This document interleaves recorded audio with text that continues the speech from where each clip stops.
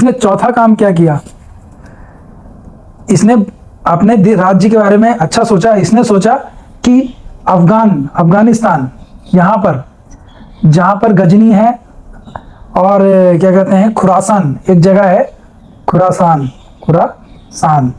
गजनी, ये सब अफगानिस्तान के आसपास, बलूचिस्तान के आसपास के क्षेत्र हैं। तो इसने ये देखा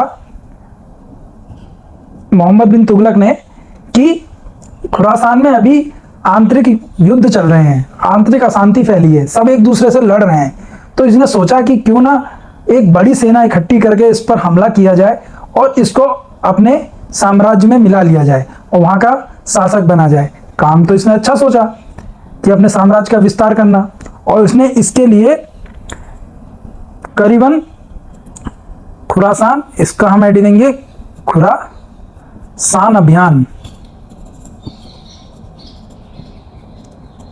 तो इसने क्या करा, 3,70,000 की सेना इकट्ठा करी, सेना तैयार करी, कुशल सैनिक, और इनको 1 वर्ष का अग्रिम वेतन दे दिया, अग्रिम वेतन दे डाला।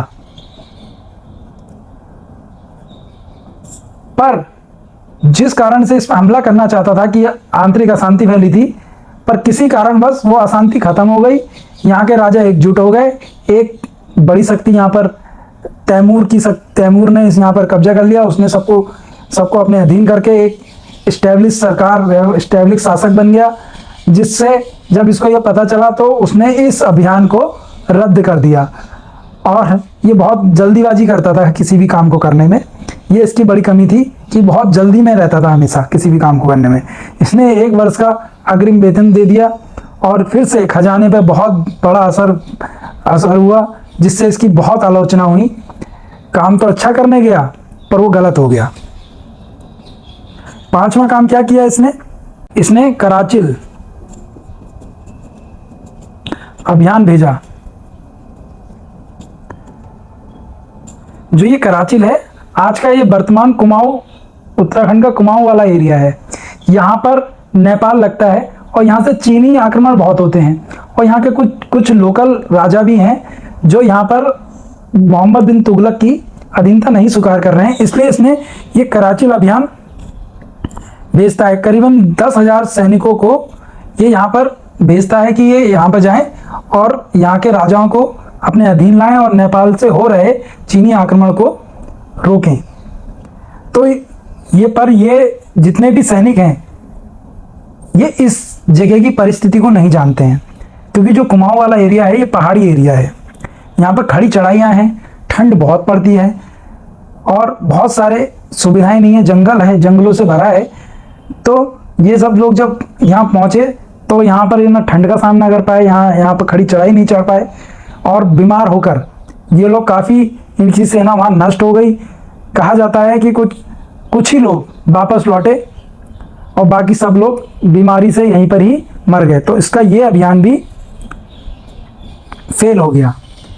तो कहते हैं ये बहुत जल्दी में रहता है, इसको सब कुछ जल्दी चाहिए, तो जिस कारण से ये बहुत गलतियां कर रहा है, किस्मत भी इसका साथ नहीं देती है और समय भी साथ नहीं देता है, जिस कारण इतिहास में ये पढ़ा लिखा ज्ञानी है तो पढ़े लिखे मूर्ख की संज्ञा इसको मिली।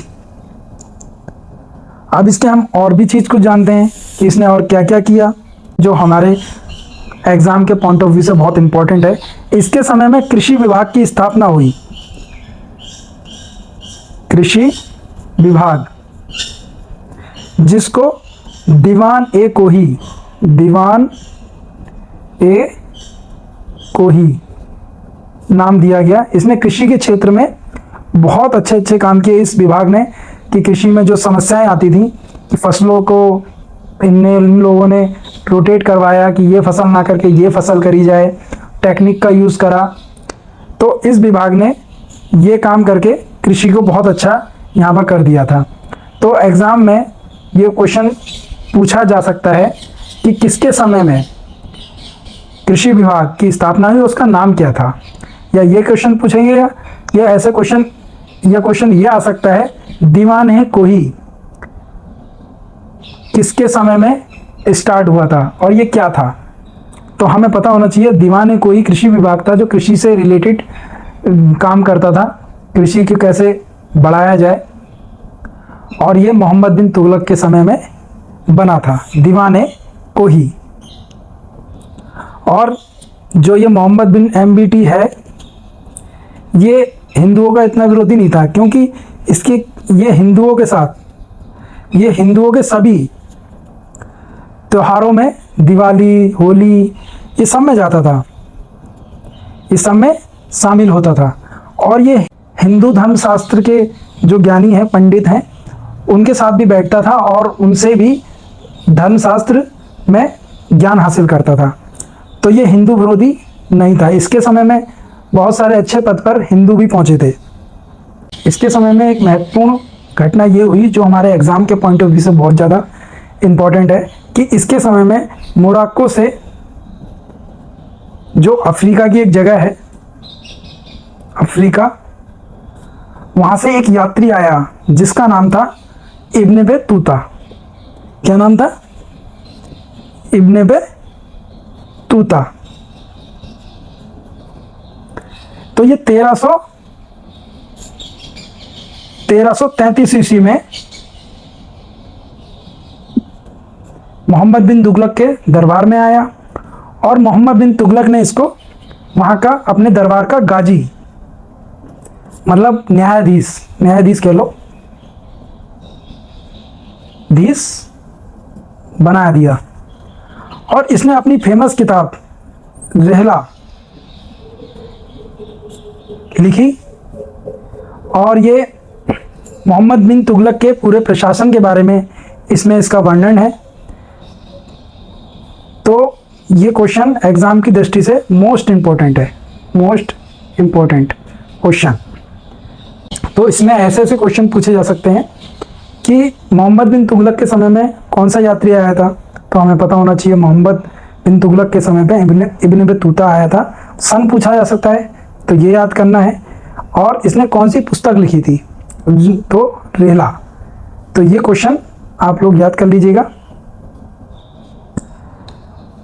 लास्ट पॉइंट, 1351 ईस्वी में सिंध में एक जगह है थट्टा, वहाँ मोहम्मद बिन तुगलक की मृत्यु हो गई।